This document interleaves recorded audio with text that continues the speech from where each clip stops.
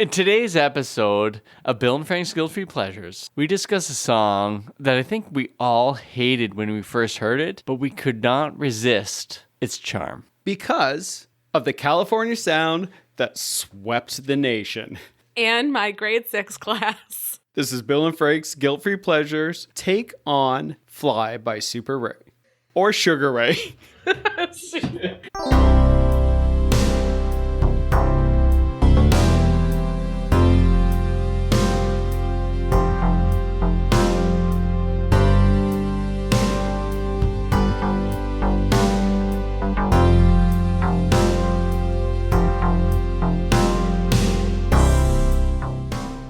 So one of the things we haven't discussed on this podcast is my intense, crippling anxiety and imposter syndrome that I suffer from. I don't know if we've discussed it, but I feel like it's come through. Yeah, well, absolutely. And it comes through even more when we have guests on the show, because I always feel like you're auditioning them for my replacement. Why would you feel that, and how did you know? In case you haven't been able to discern, we have a guest on the show today who has brought a fantastic guilt-free pleasure song to us. So I want to welcome KAHLIN Holmes and her... KAHLIN Holmes. Caitlin? KAHLIN. I could have told you that about a half hour ago. Yeah. Why did I always think I was... Probably because I just answer to it all the time. Because like you, I'm an imposter. Yeah. Okay. KAHLIN Holmes. Gotcha. So we want to welcome KAHLIN Holmes to the podcast, and she brought Sugar Ray's Fly to us today. Featuring Supercat. Featuring Supercat, yes.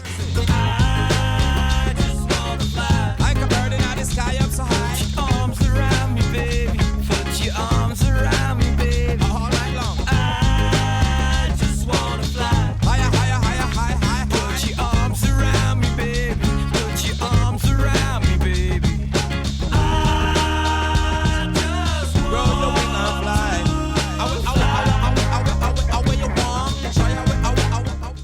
I love that I could hear the collective groan of a lot of listeners, and I hope a couple fist pumps. It was audible, that groan. All right. So, KAHLIN, welcome to the podcast. Thank you, Bill. Could you talk a bit? No, it's okay. I didn't introduce you at all. Thank you, Bill and Frank. Like I'm not even here. You did get my name wrong, so... Okay, only the first 12 times. My favorite part of the research you did into our guest matches the research you've done onto this song. Well, she doesn't have a Wikipedia page, so I don't know Yet. what I was expected to do. KAHLIN, we had this great discussion about your pedigree as a podcast guest on a show about musicology. I don't want to talk about our stuff like that we're so highfalutin, but I do think what we're doing is more important than just a pop culture thing. We're really kind of exploring the music that's made society in the last 30 years. Does that sound right, Frank? Yeah, I think it's more than just pop culture. It's popular culture. I feel like this is where I'm supposed to jump in and tell you I'm the least qualified person to be on your podcast. So, Frank, there's no worry here about me taking your position in this podcast seat. But I'll come back as a guest if this goes well today. Yeah, if I let you. Could you please tell us about the courses you took in university that set you up for this podcast? I took music and popular culture taught by Perfect. St. Catherine's own Terrence Cox. I have to reference him. Yeah. He's a poet and a professor at Brock University. How did you do in that class? Well, the long story is that I was driving to the exam and at the gates to Brock, not the gates, but the entrance to Brock University, I just turned left instead of going in and did not go to the exam. So, and Terrence came up to me over a year later and was like, "You failed my class. Why did you fail my class?" He was so nice about it. Of the hundreds of students that were in his class, he remembered that I had failed and he made me feel really bad about it. As if I didn't feel bad enough already. You were at Brock University and just decided not to go to the exam. Yeah. So what it was about the course was obviously I liked music. Yeah. But I couldn't hear things in the songs that I was supposed to hear. Oh, okay. So this actually might make me qualified to be on this podcast, which is the technical stuff about music I find very difficult. Yeah, but we don't the understand the- emotional part of it, I really understand. So she is my replacement, is what we're getting at. Welcome to 'Cause I- Bill and Kaylin's Guilt-Free Pleasures. Thanks for coming on as a guest, Frank. Thanks for having me. All right, well, we got lots of feels going on to Fly by Sugar Ray.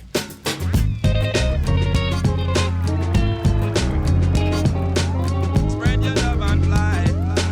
Spread your love and fly.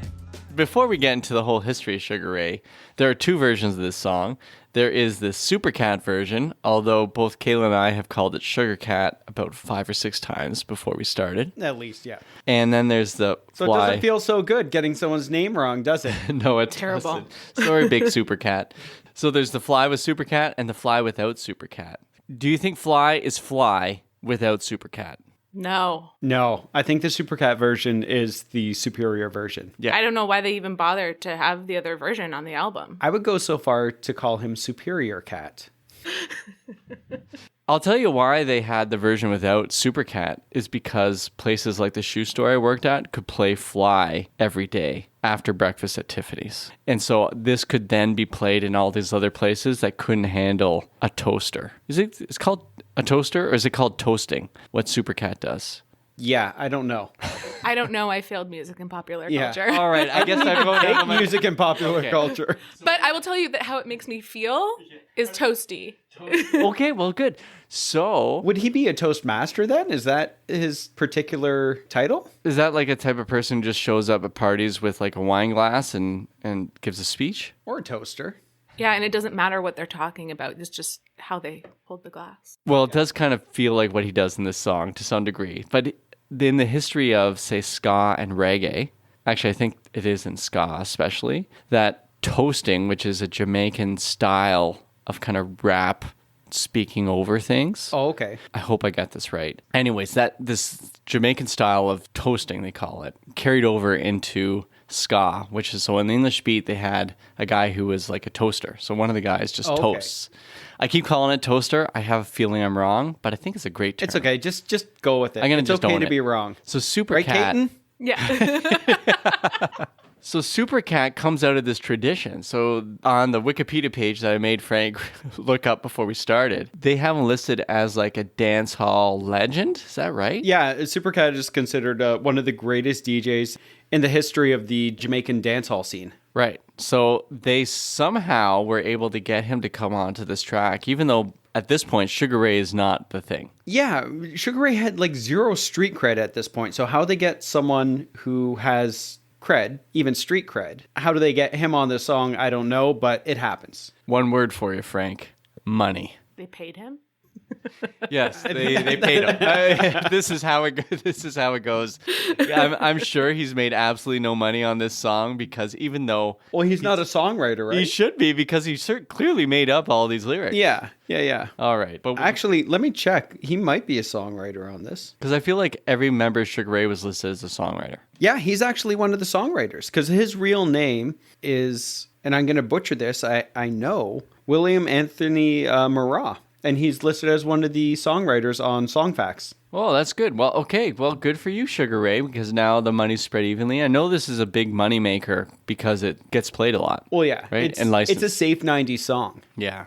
which is why it always played at the boot shop. That's right. Exactly. Should we dive into the history of Sugar Ray? Yeah, let's jump into it. Mark McGrath, born in 1968. Sure. Okay. Works for me. All right. So that's where it all begins in 1968. He's coming from Connecticut. Wait, seriously? Yeah. I think so. Is Connecticut near Hartford? Is Connecticut near California? No. No. It's not. Connecticut is where Hallmark movies come from. Oh, really? perfect. Connecticut? Yeah, Oh, it's East Coast, isn't it? Yeah, he's an East Yeah. Coaster. He's a big Hartford Whalers fan too. Oh, okay. Grew up playing hockey, watching hockey, and ended up moving over to California when he was like 6 or 7, and had to stop playing hockey because the nearest rink was like 5 hours away because Wayne Gretzky hadn't come to LA yet. That makes sense, yeah. Did he start playing basketball though? Because I heard that he wanted to be in the NBA Yeah. before he wanted to be a musician. Yes, he wanted to be a point guard. According to Mark McGrath, by grade 5, he knew he wouldn't be a point guard, but he liked to surf. Okay, this is a kid who clearly has no focus. He wants to play hockey, he wants to play basketball, he wants to surf.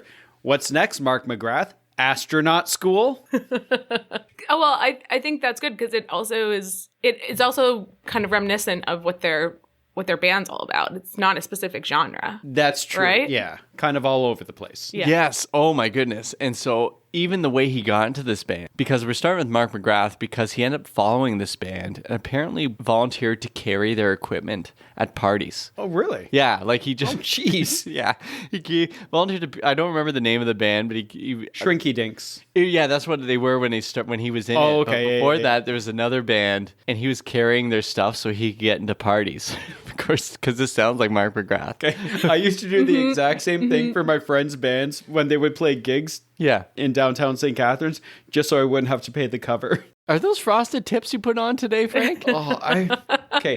Can I admit to something? I had frosted tips way later in my life than I ever should have. I think you've already admitted to this. Yeah. Kaylin has listened to our episode.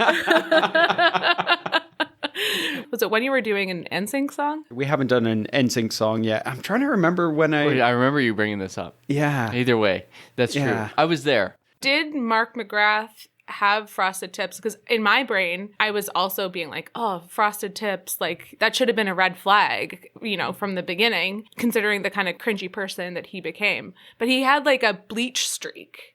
At You're least in the Fly Yeah. video. a You're right. bleach He did. streak. The frosted tips showed up in 1459. Which came out in 99. Yeah, so that was later. Oh, okay. Yeah. It was later. So maybe you're okay, Frank, because you had him in 2015. That's closer. 1999. 2014, thank you. That's when I stopped frosting my tips.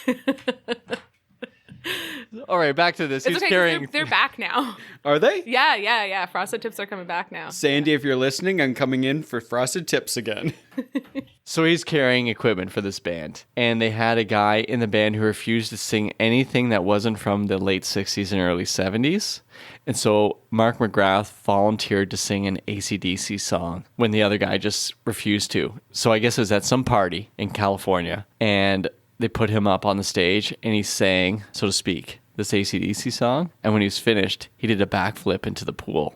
Oh, that's a cool move. And that's what kind of got him into the band, or at least when they broke up and came back together, they put him as the lead singer because at least he was kind of fun. Yeah, okay. And if you watch early videos of Shrinky Dinks, which was their original name, you can see him doing ridiculous things on stage because he wanted to be Iggy Pop from the sounds of it. Gotcha. That makes sense. That tracks. So, Shrinky Dinks is the band. They're playing around LA, same time as LA Guns and other bands, like kind of the sort of metal stuff. Yeah, this is in the 80s, Yeah. right? So like 88 plus. Well, I think. have 86. Oh, so they started 86. Which was the year I was born. Oh. That's why you picked this song. Because the band formed the day you were born. So Shrinky Dinks play in LA, and they're mostly doing covers. They have 2 original songs. Yeah, one of the facts I read was the band started on a lie. They basically said to an exec at Atlantic Records, yeah, we have like 100 original songs, and they only had 2. Do you know the names of those 2 songs, Frank? No. This is tough for this podcast. One's called Lick Me, and the other one is called Caboose. And so Okay. Caboose is the one they made a video of. And Gotcha. the guy who made the video was A train aficionado. Was it Rod Stewart? No, it was Mick G. Oh, the director. Yeah. Okay. He directed Charlie's Angels. Yeah. If not for Tommy Boy, Charlie's Angels might have been the best movie of the 90s. Anyways, Mick G, big... You were a big Chris Farley fan, weren't you? But I wouldn't be surprised if it was for Rod Stewart because, like, Mark McGrath is just this huge music nerd, right? And, Yeah. everything that he does is just, like, a reference to... Like, I'm sure we're going to get into this, Yes. but he's a big referencer. He's just, like, a music nerd. Yeah. He just wants to be in the industry. His goal was to be it, right? It's not like he started with, and he admits this, like raw talent. I'm sure we're definitely going to get into this, but when this song came to the band, he almost refused to do it. He almost quit the band because he couldn't sing. I mean, I guess we should go there because I could talk for another hour About Shrinky Dinks. about Shrinky Dinks. Anyways, they got threatened with a lawsuit, changed the name to Sugar Ray because apparently Mark McGrath likes boxing, Yes. according to Pop-Up Video that I was watching. And surfing and hockey and basketball. That's right. That's right. And being a frontman for a band. Yes. And so they released an album that wasn't incredibly well received. And then That was brownies and lemonade, right? Or lemonade and Lemonade and brownies. brownies. Lemonade and brownies, yeah. It was pretty... Why aren't we serving that today here at the podcast studio? Because I am a terrible baker. I should have brought the brownies. Sorry, I do make a mean brownie.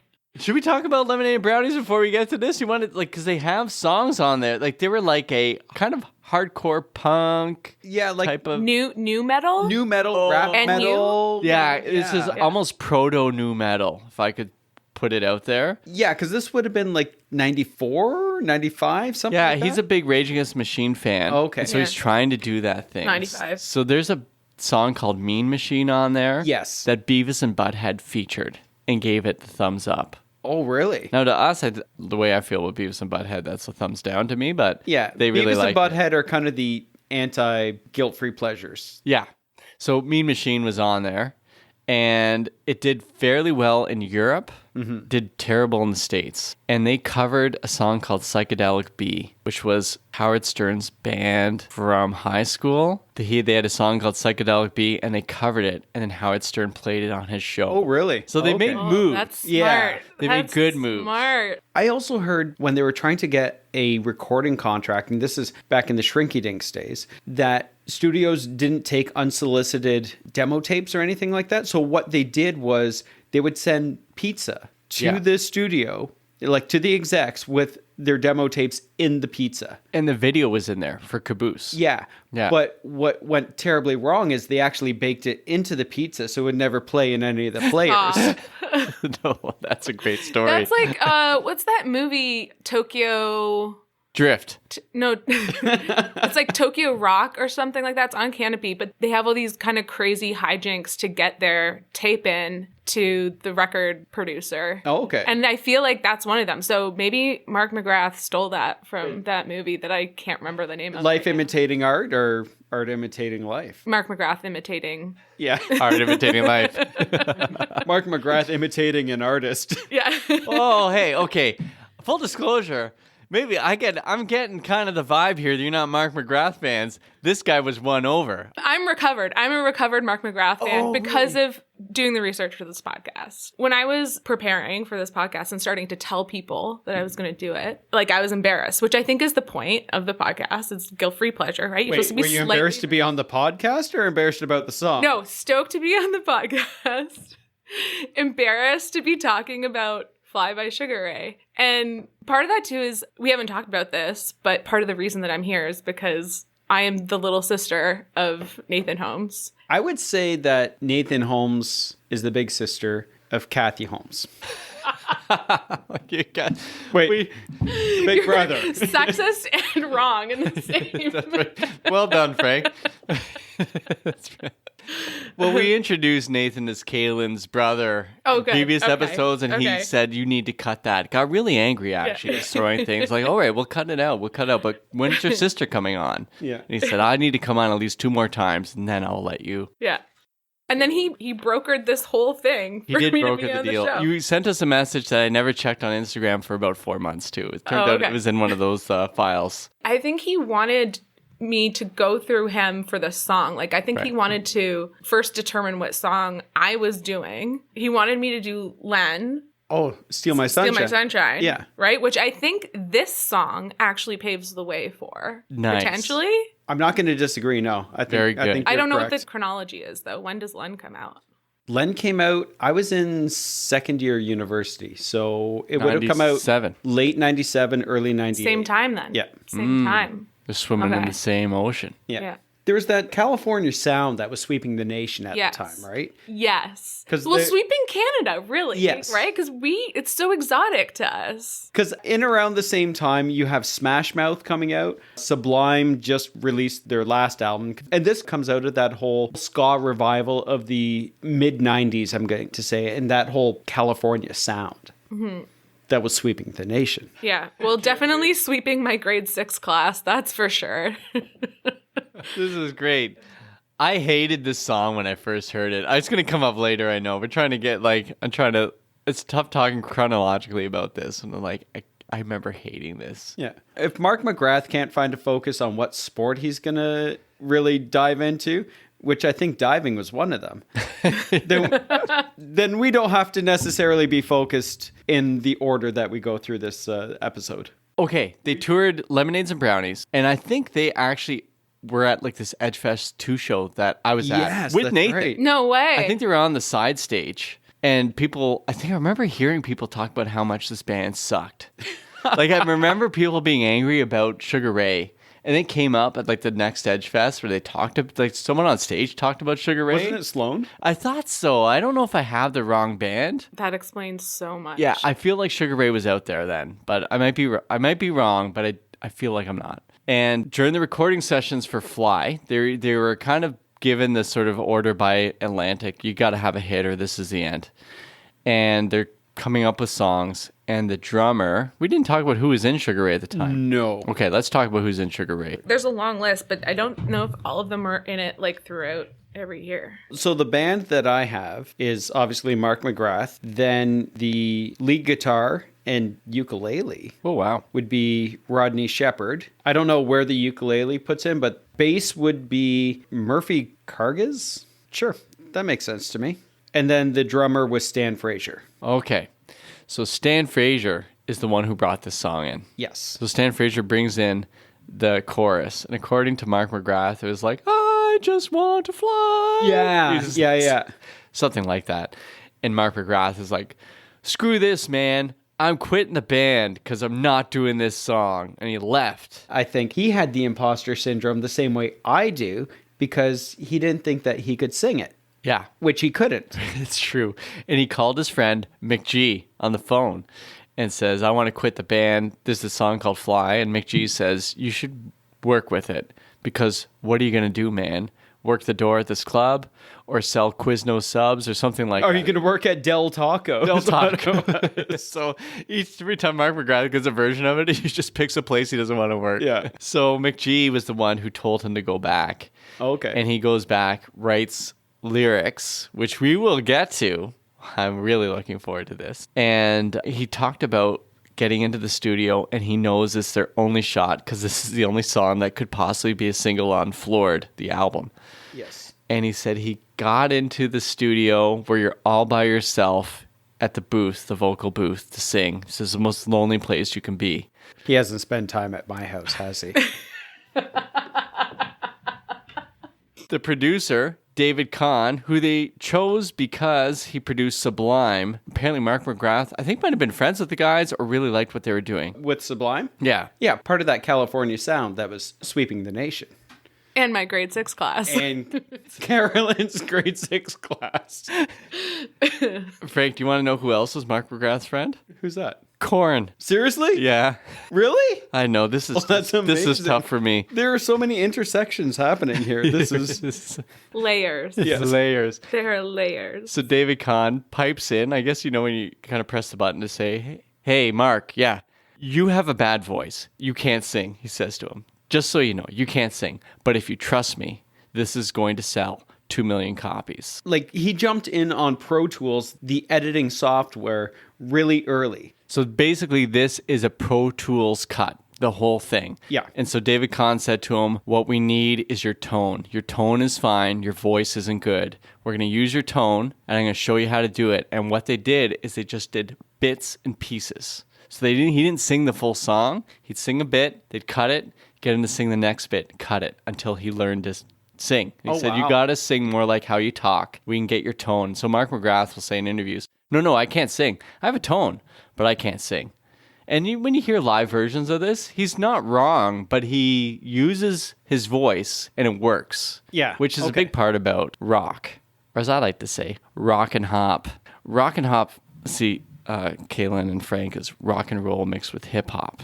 Gotcha. I was also going to ask, Pro Tools is like an early auto-tune, I guess. Isn't it the Mac program? We don't use Pro Tools because you have to pay for it. Yeah, We exactly. use Audacity. Yeah, because it's free. Thank you, Audacity. This show is brought to you by Audacity. Also, they pay us. I love free software that pays us. Yeah. And so this song gets released to the world and does shockingly well. Not just shockingly well, pretty much goes to number one, but can't go to number one because it's not released as a physical single. That's right. Yes. So, but it's number one on pop radio for 4 weeks. Do you know what was number one at the time, though, on No. Billboard? One of your favorite songs, Frank. Breakfast at Tiffany's? No, the Candle in the Wind, the Princess Di version. Oh, that's Goes right. with all those plates you collect. Which you've decorated this pub with. Frank's not a big monarchist. He's a big Dianist. All right, I'm going to read to you. You can cut this out, Frank. Things that Mark McGrath has said about Sugar Ray before Fly. Gotcha. Like what they were as a band. He said, this is in the 80s. We had long hair, and at that time was all sunset metal. Oh, that's amazing. Poison, Bang Tango, LA Guns. We hadn't written any original songs, so that was our vibe back then. We were kind of like a crappy Hanway Rocks meets a crappy Faster Pussycat with a whole lot of the Beastie Boys thrown in without any of the talent of those bands. So that's one. Then he says, a lot of our stuff earlier was punky, thrashy, almost rap rock. I was a huge fan of Rage Against the Machine. They were breaking at the time. Korn were friends of ours from Orange County. We were down tuning and doing all that.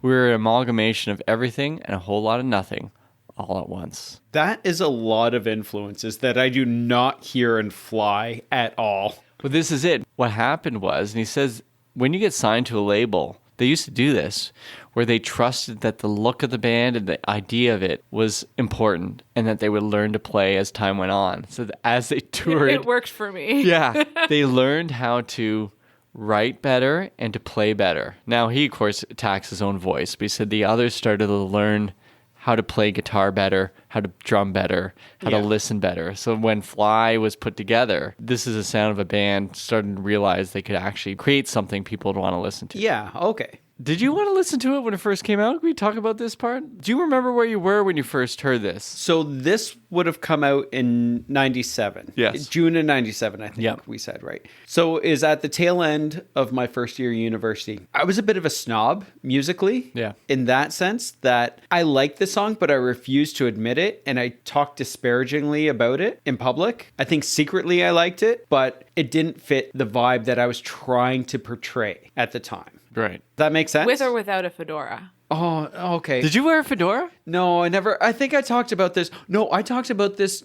during the Cardigans episode with your brother. Swingers had come out, and Yes. I was wearing the shirts and the wallet chains and everything, and I had that vibe about me. So I would have fit in with this. I had a Sloan haircut, so I was all in on Sloan, and then really Genesis. But I kept talking about Sloan when people wouldn't accept Phil Collins, and I was just not on board with this because the music I liked from 92 to 95 did not match this. So the high school music we really liked didn't match this. The indie rock, Yeah, and I didn't like the sort of sampling that was in there. I felt it was impure somehow. Yeah, I know, right? And I was angry about it, and I hated it. And I would hear it like every day when I worked at the shoe store. I remember seeing the video and like, I hate these guys. These are dirt bags. Do you know why we hated them? They represented the guys at that time who were so much more popular than us. Yeah. But we could never be. Even in my grade 6 class.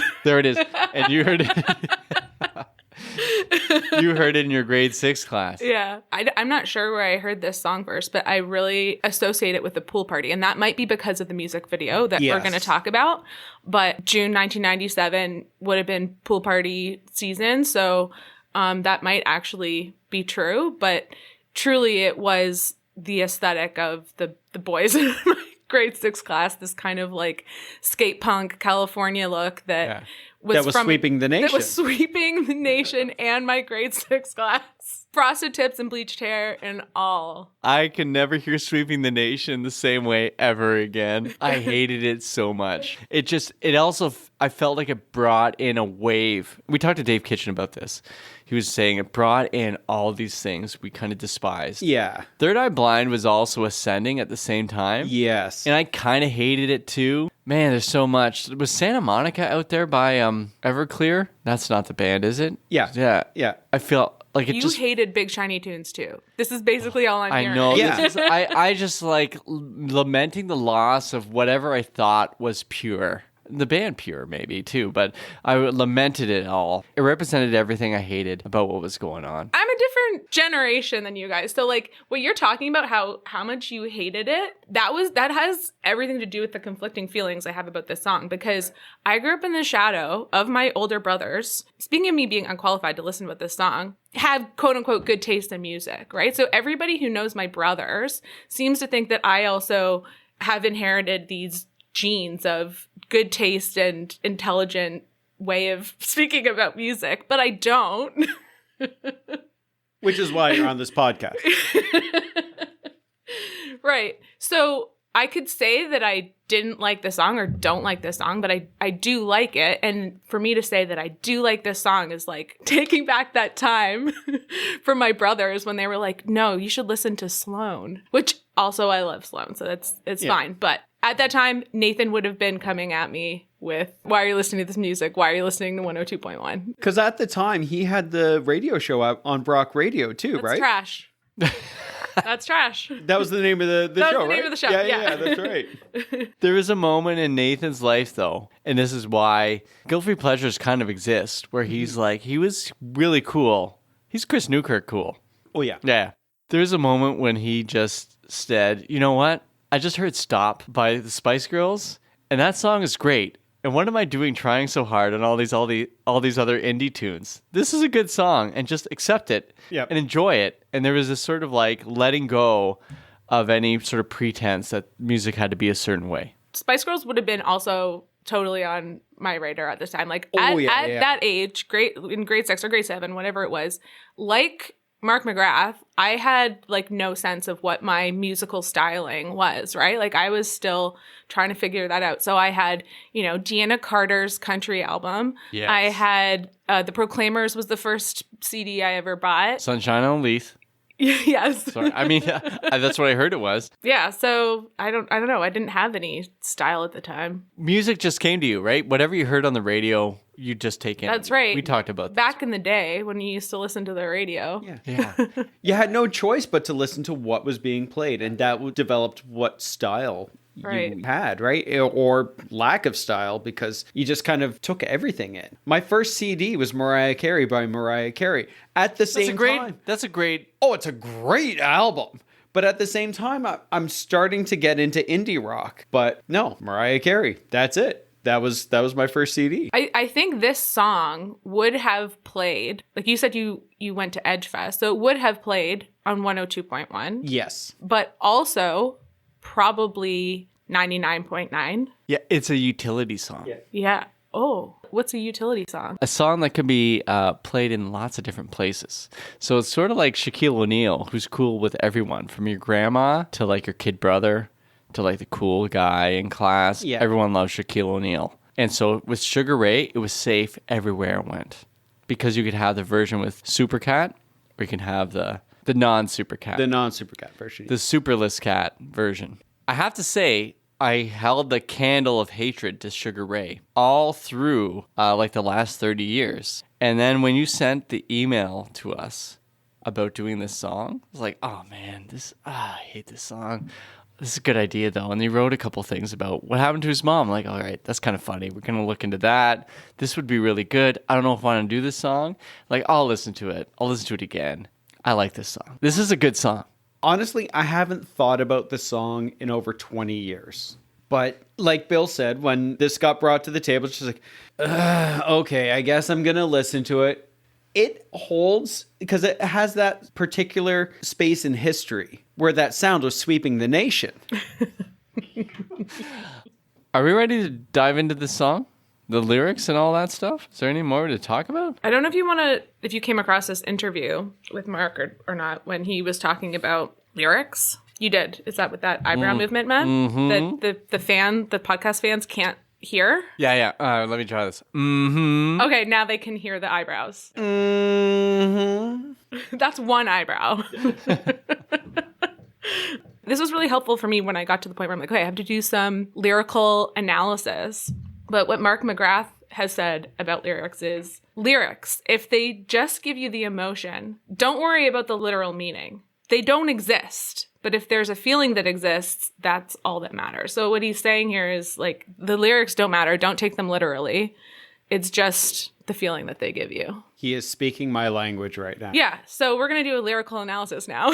Yeah. Well, he also said the song belongs to the masses after you give it to them. So he talked about trying to tell someone what it meant to him, and they would cry because like, no, I thought it was about my mom or about this. He's like, all right, this is now the people's song. It's not mine anymore. It's their interpretation of what his lyrics are, right? No, it means you can play the song on your podcast and not be sued because it's our song, right? Gotcha. Perfect. Like he did say that the drummer brings him I Just Want to Fly, Put Your Arms Around Me Baby, gives the chorus, he gives the verses, and neither of them talk to each other about what the song meant. So they just like, that's fun. And so that's awesome. And there's no way anyone talked to Supercat about what the song meant. Yeah. He just did his own thing around it. So Supercat is dancing around the song, which is what it's supposed to be. Yeah. He's just going around whatever he wants to feel it is. He's going to say whatever comes to his mind. Not to diminish it at all, because Supercat is the icing on the cake. Well, it is. All nice and decent, slip of the crew. This is Mr. Cat and Sugar Ray riding through. Want me to tell a man she have me intoxicated, but her love high man like a genie, wanna call me to fly. So me I say a virgin to me, I beg her baby the first try. So the water come me.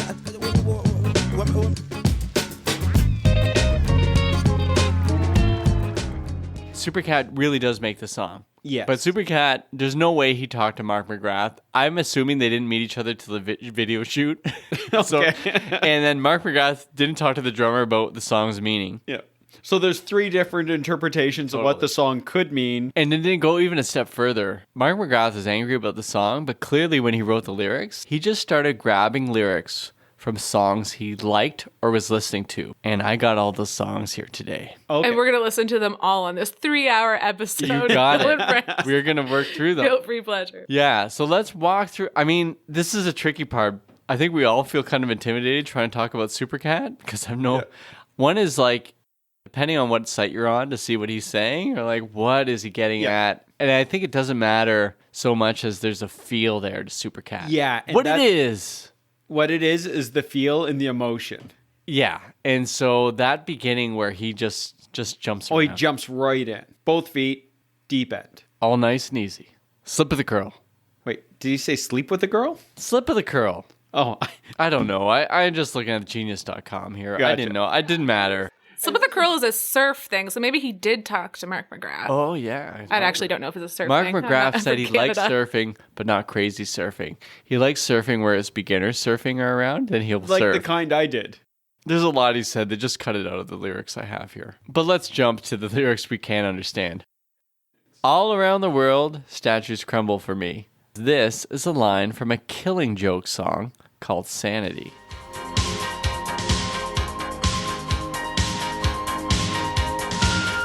All across the seas, the statues crumble.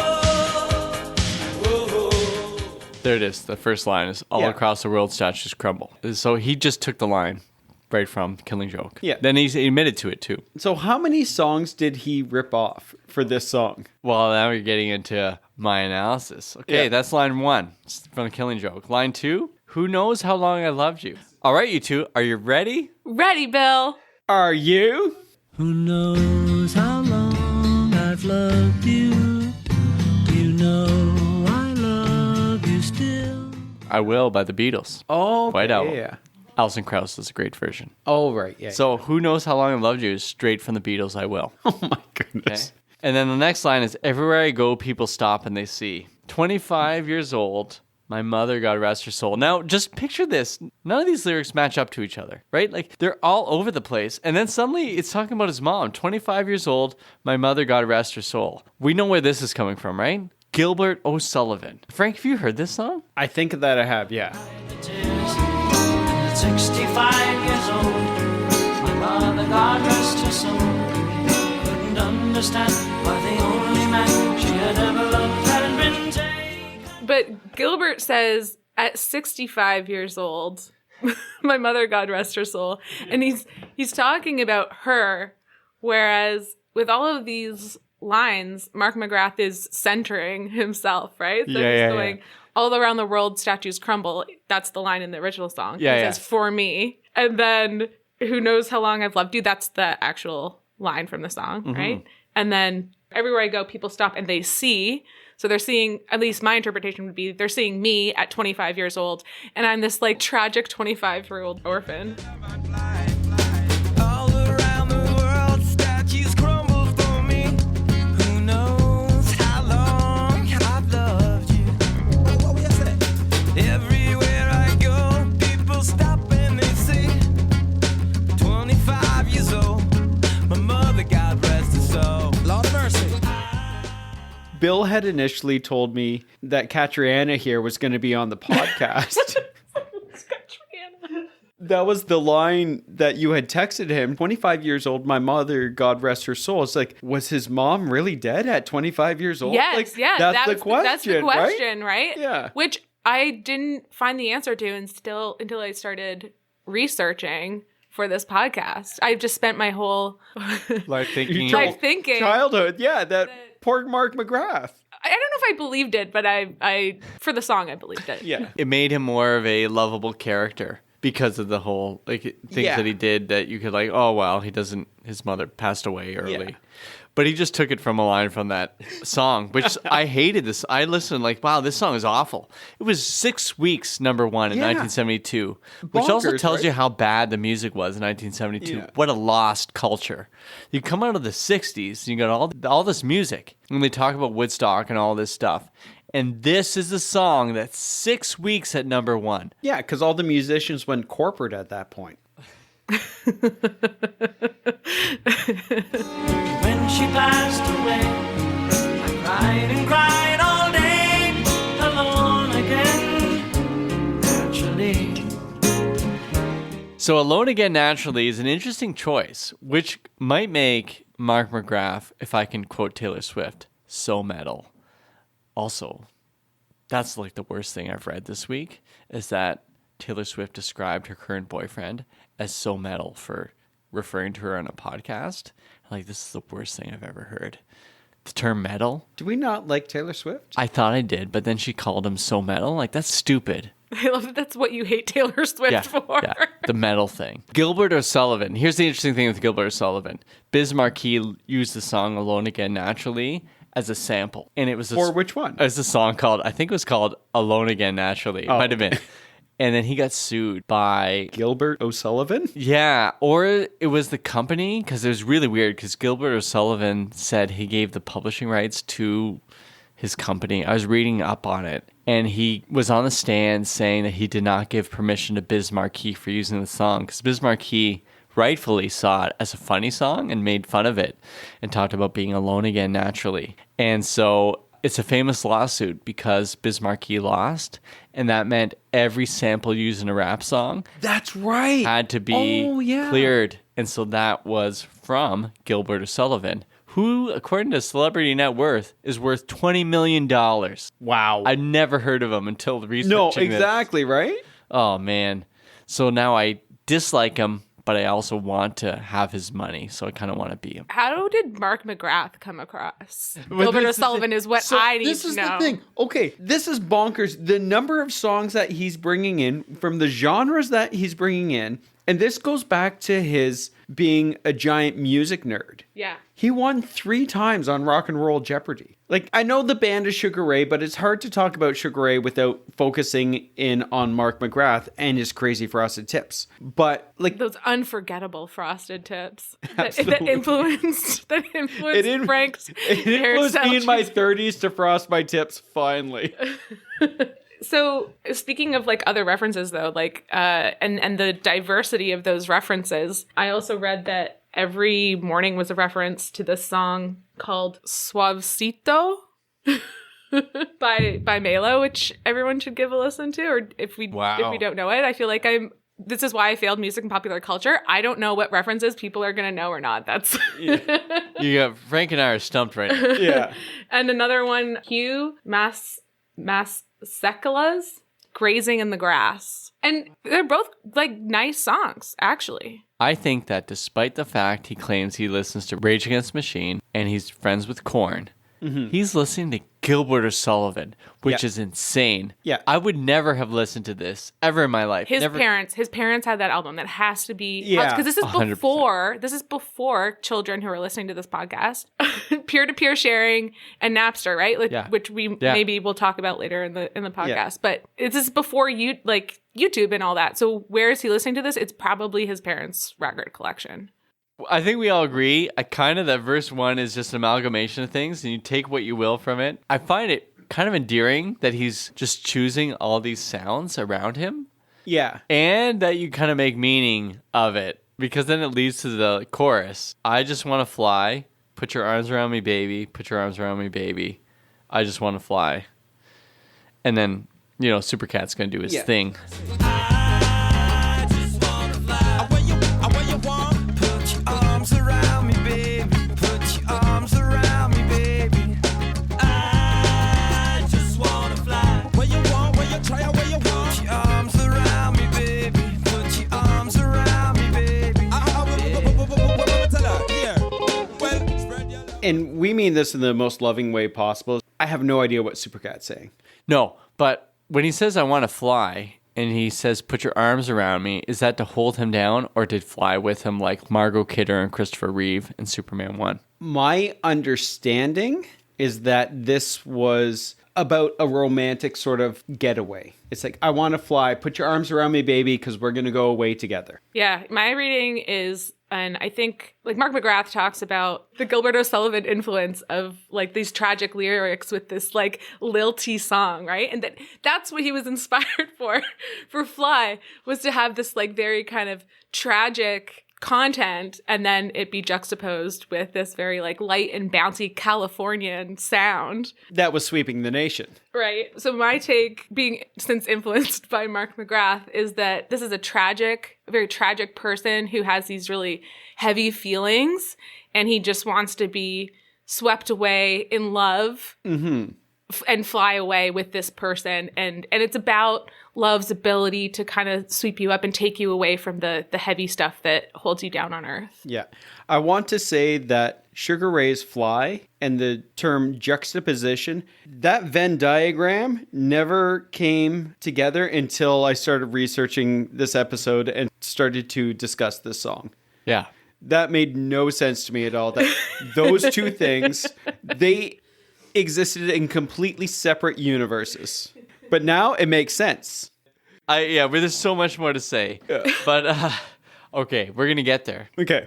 Verse 2? Verse 2. Verse 2. Dance a little stranger. Show me where you've been. Say what? Okay. I love this lyric. Yeah, dance a little stranger. Show me where you've been. So this is dance and show me what you've experienced. So this is a guy talking to his best girl, in my experience, or my lack of experience, about she's been all these different places. She's experienced life. She's experienced culture. It's show me where you've been by your strange dancing from different cultures, right? Because it's not necessarily the California way of dancing that is sweeping the nation at the time. It's different types. Well, not yet. Wait till you see Mark McGrath dance in the music video, because I have written here as a category bad dance moves to this song. And so my question would be, would you do the airplane or would you do a flap like a bird? Oh, I do. Or would you do seagull. really bad hip hop where you're I'm No. trying to show you how we can hip hop? You do the seagull? I do the seagull. I would do it like a broken winged seagull, kind of like Mark McGrath.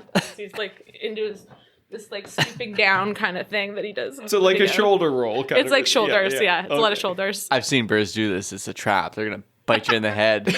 It's because Seagulls particularly. his nest was nearby. But am I wrong in that sort of reading of it? No, I got kind of the I same kinda thing. like It's that. like when you meet and because of the time that this song comes out, the thing that I think of is school dances. And I don't know if you had this, but my school dances, we actually had other schools come to our school. Wait, to St. David's? To St. David's. Really? Yeah. And so to me, it was about, you meeting a new person and they're not from your school. They're from a different school. It's that exoticness that you can kind of just layer on them How do you dance in Virgil? I don't know how. Well, you tell me because I'm not from Virgil. no, because people from other Carolyn from Virgil. from Virgil, people from Virgil would have come to St. David's. Show me how you dance in Virgil. Like a broken winged seagull. Frank, do you think anyone would ever say to us, "Dance a little stranger"? No, Or they just no, stop. no, not the way I dance. Nope. No. All right. Love can make you hostage. Want to do it again. All right. I hear Pat Benatar, Love is a Battlefield, and Steely Dan's Do It Again. There's no time to think. Bob Dylan song. About the starting or the end, we'll find out, I'm told. My mother, she told me so. Dance a little stranger, show me where you've been. Say what? Love can make you hostage, wanna do it again. Word. There's no time to think about the starting or the end. Never. We'll find out, I'm told. My mother, she told me so. Yeah, you hear that? Back to his mom. Has in all the research that you did, Bill, because in the interviews that I watched, Mark never spoke about his mom, but I feel like there's got to be something there. There's something there. From what I gather, his dad was encouraging, and so was his mom. But I don't know which was more. His dad was like a numbers guy. So he did a lot of real estate sales, his dad did. But his mom, I think, was more encouraging. The mom is in the video. Yes, Why? that's right. All their moms their are. moms are in the video. Oh, their moms are the booty shaking women around the pool. No, Kayla, how'd you go there? No, they're the moms at the end that the station wagon goes back to see, and they're waving to them. Yeah, they all hug them and walk into the house together. Yeah, that's the end of the video. So his mom's still alive then. I heard an interview where he talked about his dad. No word of a lie. He said, "Oh, my dad, God rest his soul."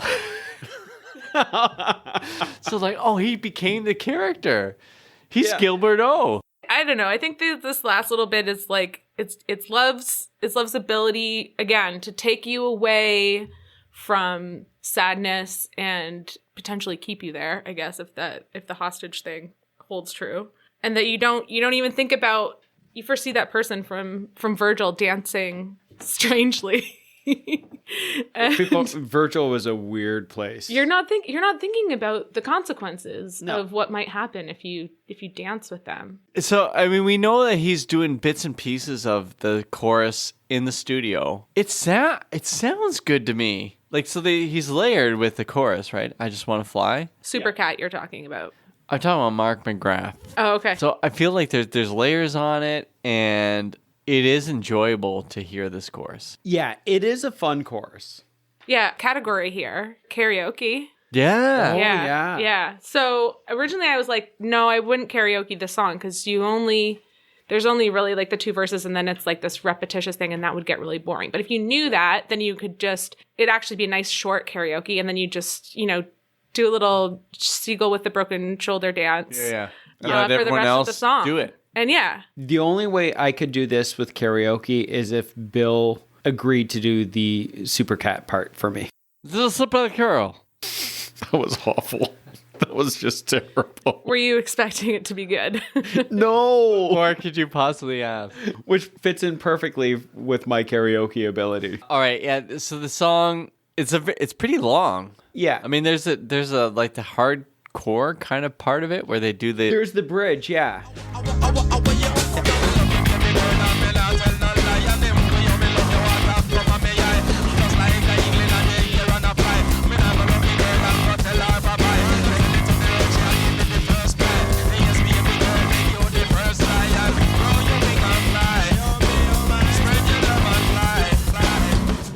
I don't know. I mean, thank goodness for Supercat.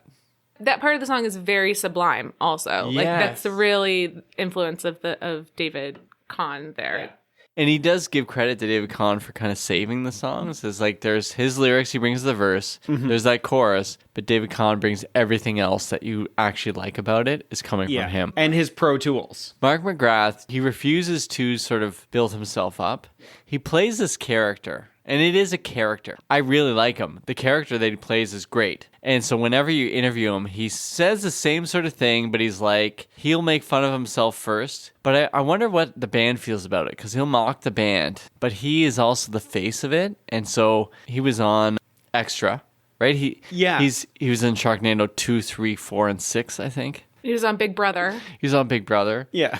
He was on Scooby-Doo 2, Father's Day. That's right. Yeah, which he yeah. thought would be a huge hit. Turned out to be the worst thing ever. And there's something so likable about him in every interview where he's like, we do nostalgia tours, he says. But the thing you'll never hear from any of us is here's our new song. He says, no one wants to hear it. He goes, I like these guys. I don't want to hear their new songs either. So he has kind of carved out a space where he is like the most likable guy. He did this right after Fly, even though they seem like dirtbag rockers to me. And that's the thing, right? You Yeah. look at them and they look like, I'm an unpopular guy. I am not going to like this particular person, but he's a fun dude. Except for that one moment. That Oh, moment. okay, yeah. Yeah, there's this moment. We know it. And he talks about it. He owns it too. The thing is, he owns even in the one moment where things went south. And his mom called him out on His it, mom- too, who isn't dead. He wasn't dead at His all. mom, who wasn't dead, called him out on it. Yeah. So I haven't actually watched it yet in honor of Mark McGrath. I didn't do it to him. But someone called him sugar gay when he walked out of a club. Yeah. And then he like lost his mind on whoever it was. But he said it was to protect the other people at the party who were gay. No. You can't even I can't get do that it. out. So can you? stupid. Oh. In every interview I've heard him, he's always given more info than he needed to about his life, and Yeah. about his failings and shortcomings. Yeah. And he's never hyped himself up, but that is his brand. He got like sued by other people in the band for saying that he took first class flights when they didn't. But in the end, I don't know. He's Sugar Ray. He plays at state fairs, like he says. Yeah. He understands what the acts are that he does. He's doing well with it. He's staying part of the music industry that he loves. Yeah. Like I think he's winning at his life. He makes six figures with the publishing rights to his songs a Yeah, year. just this song. And song is credited to like 5 to 15 people. From Yeah. what I can see. Oh, yeah, exactly. So he's doing fine, and he admits that and says Cameo and publishing rights have helped him get through COVID. Do you think we should start a Cameo account? I think so. And What do you- is Cameo other than Word Up? You don't know? No. Okay. Do you think we should have a toaster for our podcast? You could combine the two. It could be a toaster cameo. So did you watch his cameos? No, for this? did you Okay, watch? Okay. I watched a couple. Oh, we have to tell Frank what. Yeah, explain to me what Cameo is, because I am Hey, Dad. so unhip. So cameo is where Bill pays. Who would you pay to give a birthday greeting for Frank? Other than- Leland Sklar, the bassist for Phil Collins' But Seriously tour. Okay. That's so obscure. Does he have a Cameo account? Oh, of course he does. Does I've he? been all over. Okay, this. so cameo is Bill pays that guy from Phil Collins' band to do a recording of himself saying okay. happy birthday to you, Wait, or okay. Does Carly Rae Jepsen have a Cameo account? Because I would pay so much money for her to have a conversation with me. that's not what it is for. No. But I could splice it in. Hey, Carly Rae Jepsen, say the following things. And then I would record me saying things, and then we could have a conversation. And Carly Rae Jepsen would never have cameo ever again. But I would pay so much money for that. You can pay him $4 to text you. You pay him $50 or $150 or $200 to send you a video message. Mm-hmm. So Mark McGrath, for interest's sake, he does a cameo where he fires somebody. Oh, serious? Wait, is it a real firing though? Who's to say? Spread your love and fly. Away you want. Try away you want. Nobody try away you want. Fly became better to me the more I've heard him. Yeah. The more I dug into the band, the more I like this song. He's not like Brad Pitt on Growing Pains when Ben loved Brad Pitt's band, but then found out Brad Pitt was cheating on his wife and hated the music.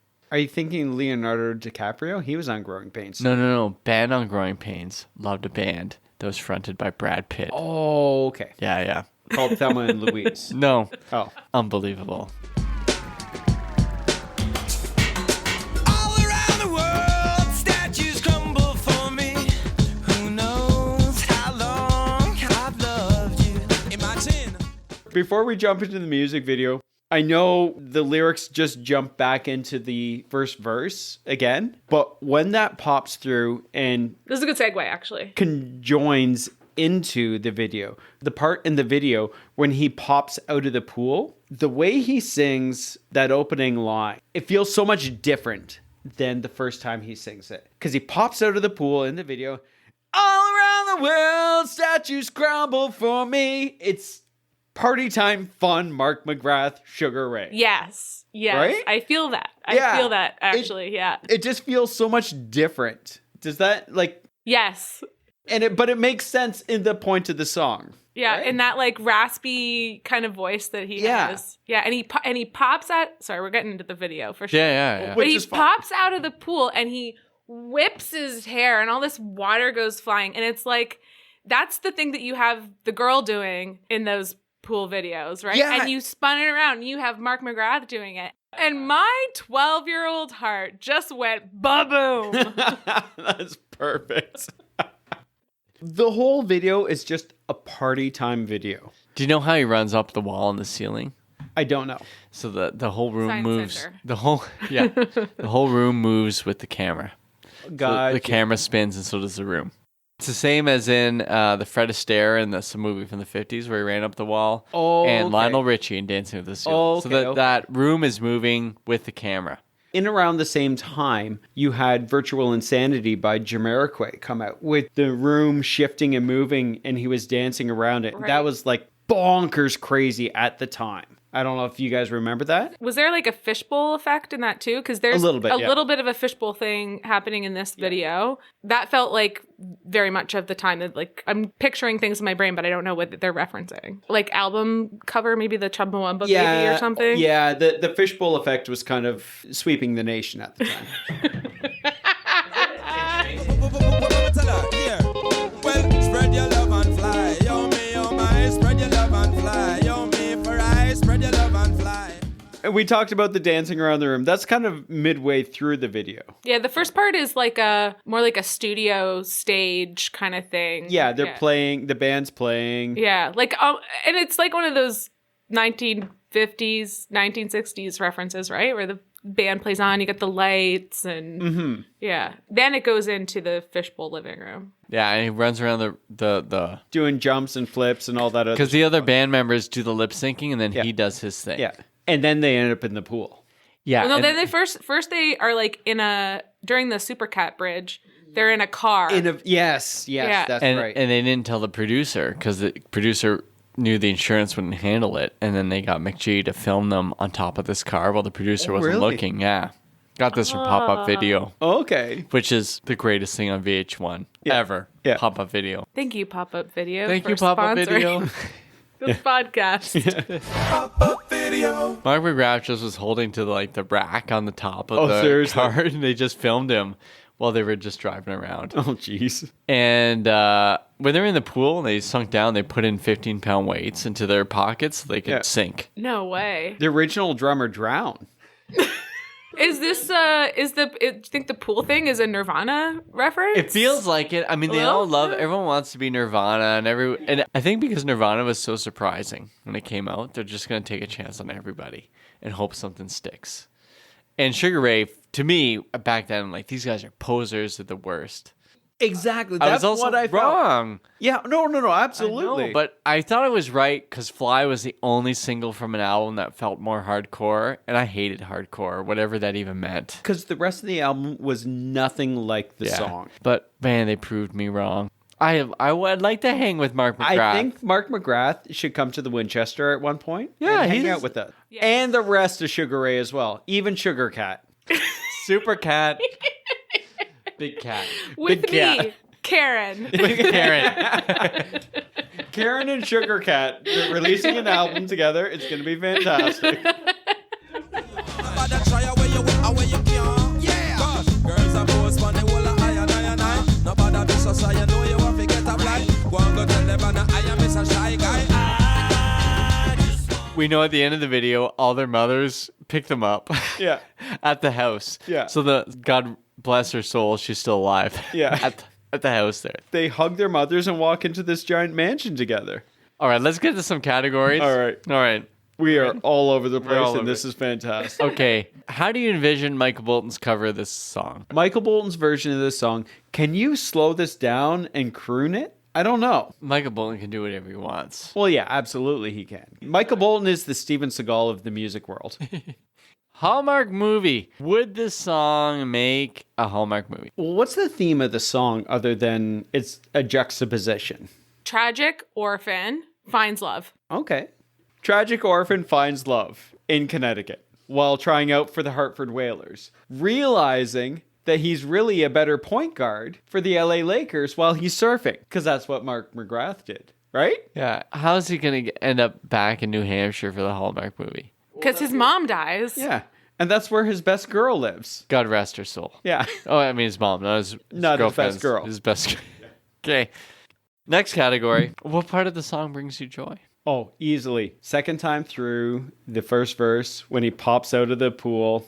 All around the world, statues crumble for me. That just, yep, absolutely. Kaylin, are you with that? Oh, I'm with that. I'm with that too. And as soon as you Okay. said it, I'm like, all right, that's the best thing. I love the sound of his voice. Yeah. David Cohn was right for that like 30 seconds that he grabbed his voice. That was Yeah. good. I think there's also a moment in Supercat's bridge where I think he says, or at least according to this lyric sheet, he says it's drink-a-tea time on the borderline, and it's right before that reprise Yes. of the verse. Yeah. Stick a teeter on the borderline. I love Supercat's contributions. Yeah. I feel it's Oh, yeah. like critical to the whole thing. And I feel like we didn't necessarily do enough justice to Supercat, but Supercat is, as his name says, super. I mean, how would you do Supercat justice, though? You do an injustice if you try reading the lyrics. So I think the only justice we can really give to Supercat is to encourage people to go and listen to the song and listen to Supercat's No, contribution. yeah, Yeah. 100%. Did you bring mixtape to the table? Yes. Kaylin, let's talk about your mixtape. There's no need for a mixtape because Big Shiny Tunes 2 did it for us all. What was on Big Shiny So Tunes? Big Shiny Tunes 2 was the best-selling Big Shiny Tunes, went diamond. So Big Shiny Tunes 2 was Much Music's rock compilation album, even though, you know, you get things like Sugar Ray on there and Brand Van 3000. Love Brand Van 3000. Yeah. What else was on that? Blur was on Big Shiny Tunes 2. Radiohead, probably the first time I heard Radiohead. Yeah. Was listening to Really? that. Yeah. So I'm just going to very quickly go through Big Shiny Tunes 2, the lineup on that album. Yeah, do it. Breathe by Prodigy, Song 2 by Blur, Semi-Charmed Life by Third Eye Blind, Third Eye Blind also makes multiple appearances, I think, on Big Shiny Tunes comps. Walking on the Sun by Smash Mouth, which is part of that California sound that was sweeping The nation. Fly by Sugar Ray and Supercat, Drinking in LA, Numb by Holly McNarland, Beautiful People by Marilyn Manson. Oh, sorry, that was before Numb by Harley McNarland. Swallowed by Bush, Push by Mashbook 20, which is a terrible song and a terrible band. Precious Declaration by Collective Soul? Okay, apparently it's terrible. Temptation by The Tea Party. Block Rock and Beats by Chemical Brothers. My Old Self by Widemouth Mason. Paranoid Android by Radiohead. Remote Control by The Age of Electric, who became Limb Lifter. And Lady Picture Show by Stone Temple Pilots. All right. There's our Big Shiny Tunes too. Yeah. All right, Frank, what do you got for a mixtape? All right, I have a theme that I'm going to let you guys figure out as I go along. So, the song Fly by Sugar Ray and Supercat, correct? Correct. This is going to be really difficult for you guys to figure out. The Stray Cats, Rock This Town. Pussycat Dolls, Don't Ya? Doja Cat, Paint the Town Red. Def Leppard, Pour Some Sugar on Me. John Cougar Mellencamp, Hurt So Good. He can't see, but Bill is dying right now. And we finish it all off with Paula Abdul in DJ Scat Cats, Opposites Attract. Can you guess what the theme of the mixtape was? It's a mixtape for a pool party. Yes, absolutely. I went with songs that had rock and hop in it from the 90s. Oh, jeez. I like that you coined that term earlier in the episode, too. And I kind of hated every song that I'm going to give. Well, yeah. All right. First one, What I Got, Sublime. Next one, Drive by Incubus. What It's Like, Everlast. One of the bigger hip hop songs of the 90s, 1 Week by the Bare Naked Ladies. Excuse me. 1 Week by the Bare Naked Ladies. And then the culmination of maybe music history, Butterfly by Crazy Town. That's one of your favorite songs. It is one of my favorite songs. I can't resist Butterfly. Then you need to look for the live performance of Mark McGrath singing Butterfly. No way. Yes. Seriously? Yes. Oh, Mark They were McGrath like, is the best. Can we find that? Put that link in the show notes. For sure. Yeah. For sure. Come, my lady, come, my lady. To my butterfly, shoot out, baby. You make me like shit. I feel like we've gone through an incredible journey through the story of Sugar Ray, the deeper meanings of Fly. Can I say, just before we jump too much into this, the redemptive story of Sugar Ray? Yes, Oh, yes. that's it. That's it. the redemptive story of Mark McGrath. Yeah. Really. We didn't talk about anyone else No. other than Supercat. But the Yeah. bigger redemption story is KAHLIN Holmes just earned her first year course, Pop Music History, from Bill and Frank's Guilt-Free Pleasures. Wait, who's Is Caleb? this certified? KAHLIN, I know I'm not Terrence Cox, but I'm going to give you your credit for first year pop culture music history. Thank you. Maybe now I can get all those jobs I've been applying for. That's right. Finally, you actually have an undergrad. We want to thank you for joining us for our podcast. Thank you, Bill and Frank. Frank, I want to thank you for actually being on Bill and KAHLIN's Guilt-Free Pleasures. Thank you, Bill and Charity. So, Frank, if you ever feel left out of Guilt-Free Pleasures, just put your arms around us, baby. Put your arms around us, baby. Because I know you just want to fly. This has been Bill and Frank's Guilt-Free Pleasures, featuring Super KAHLIN Holmes.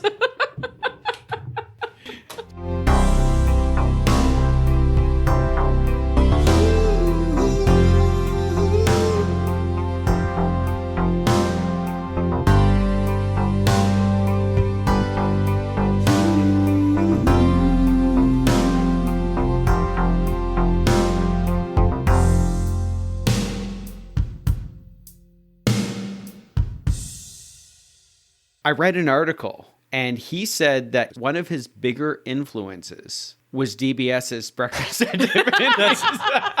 I read one hate article. everything you just said. Everything. Georgie Porgy, no put on our pie. Who kiss the girl and leave them behind? Tell them it's a cat and a love side.